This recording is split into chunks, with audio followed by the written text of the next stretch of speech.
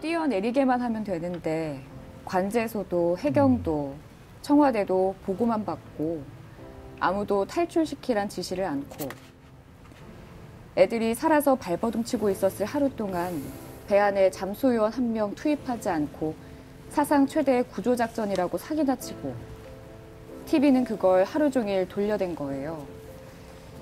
올라온 애들 손톱 다 새카맣게 된 거 봤잖아요. 애들이 차오르는 물속에서 살려고 발버둥 치다 그렇게 된 거잖아요.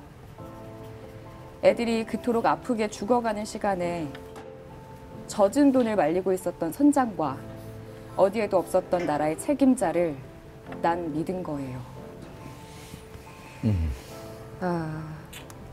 좀 이 참사를 좀 추격적으로 우리가 탁 바라볼 수 있는 문장이 아니었나라는 생각이 들었거든요.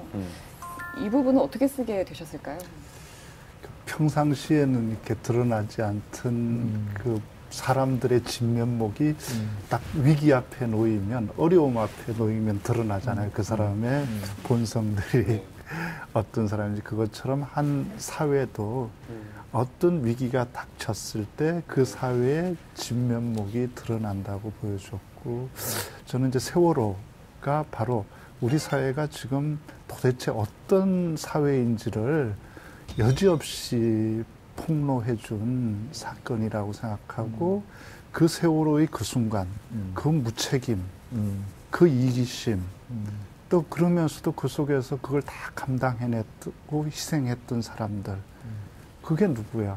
책임 있는 사람들은 그렇죠. 아무도 책임을 지지 않았고, 정말 책임 없는 사람들이 자기 목숨을 희생해서 살 길을 다른 사람에게 양보해준 그것이잖아요.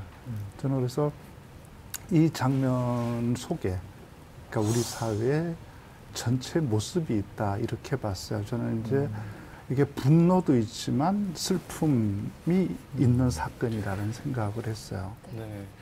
이 세월이 언제 나왔는가 하면 2017년 4월 16일에 편했다라고 나와 있어요. 딱 2014년 세월호 사건이 있으면 3년 만에 책이 나왔는데요.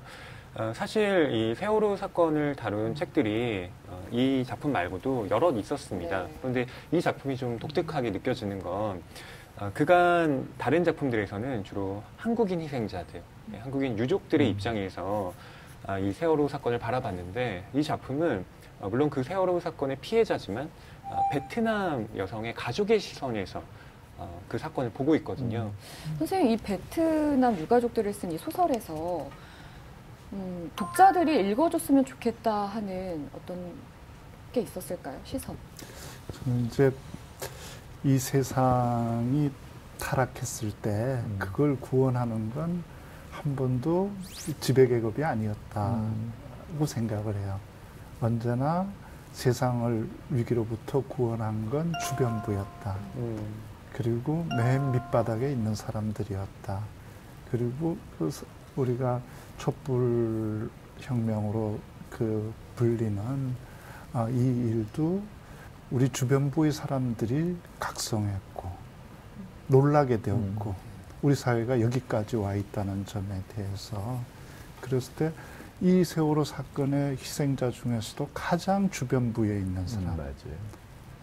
가장 소외되어 있는 사람이 나는 이 주인공들이라고 생각했고, 이 사람들의 눈으로 볼 때 우리 사회의 진면목을 가장 잘 볼 수 있다.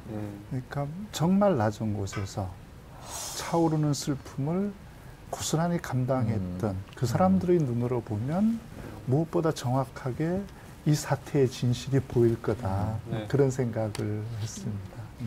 저희 지금 이야기 나누는 지금 여기에서도 작가님이 얼마나 이 유족분들의 마음을 잘 알고 계신지가 말씀 한마디 한마디에 드러나거든요. 근데 이 책에서도 유족들과 얼마나 많은 소통이 있었고 공감을 하셨는지 느낄 수 있었던 부분이, 유족들이 시신이 올라오기를 하염없이 기다리다가 시신이 인양되고 축하를 받는 장면이 있었어요. 세상에서 가장 기막힌 축하였다. 미친 세월이지 않고서야 이게 어떻게 축하를 받을 일인가. 또 나에게 어떻게 해도 그건 괜찮아. 아무도 설명해주지 않아도 내 사위와 내 외손자를 내가 알아보지 못하는 일은 없을 테니까. 그런데 탈출할 수 있는 충분한 시간이 있었는데도 왜 내 딸이 거기서 죽어야 했는지, 내 사위와 외손자가 왜 아직도 저 안에 갇혀 있어야 하는지는 누군가가 설명해 주어야 하지 않아? 라는 부분이 있었는데요. 저는 실제로 이 부분 읽을 때 유족의 얘기를 듣는 듯한 느낌을 받았었거든요. 정말 좀 가슴을 옥죄는 부분이기도 했고요. 사고 해역화도 먼 발치에서 볼 수밖에 없었고, 정부는 뭐 구조 중이다 해서 이제 구하는 줄 알고 있었어요. 아, 고맙죠. 아이를 보고 나서 죽었다는 거, 이제 죽었구나. 그래서 가슴에 묻을 수 있다는 거, 그걸 봤기 때문에 이제 지금까지 가슴에 묻는 것 같아요. 그래서 가슴에 묻고 산다는 말을 그런 데 사는 것 같아요.